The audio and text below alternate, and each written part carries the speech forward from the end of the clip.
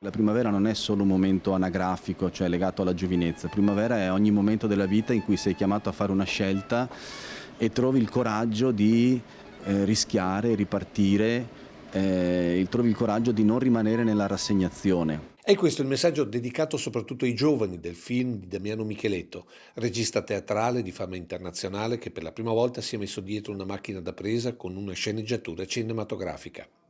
E Primavera è il film che ne è uscito, dove la storia di un'orfana dell'ospedale della Pietà si intreccia con quella del prete rosso Antonio Vivaldi.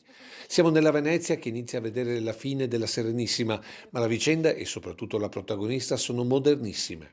Cecilia è una donna che lotta, è una donna che fa l'errore di pensare di essere libera in una società, quella del Settecento, in cui lei, come orfana, poi semplicemente non contava niente, non aveva la possibilità di scegliere, non era libera. Lei per un momento si immagina, ragiona come una donna moderna, vuole scegliere e per questo viene punita perché non le è permesso.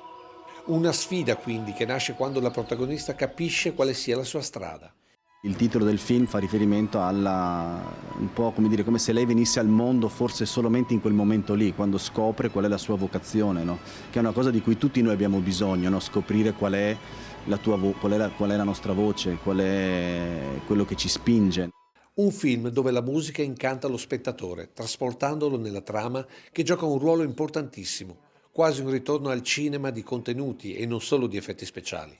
È molto umano nel modo in cui l'abbiamo anche girato, è un film che ha poca post-produzione, la fotografia è tutta una fotografia creata sul set, non ci sono ritocchi particolari, perché l'obiettivo è di creare una storia che possa restituirti una verità, che restituisse dignità a Cecilia e fosse anche un messaggio per noi per vivere la propria vita con questo tipo di dignità. L'impronta teatrale emerge in tutto il film, per un impegno che ora il regista veneto ha trasportato alle Olimpiadi invernali di Milano Cortina, con Armonia, spettacolo nella cerimonia di apertura del 6 febbraio, dove immaginiamo comunque un po' dell'anima di Cecilia aleggerà anche sullo stadio di San Siro. Il coraggio di provarci sempre forse è la cosa che Cecilia ci lascia e che questo film mi ha permesso di fare.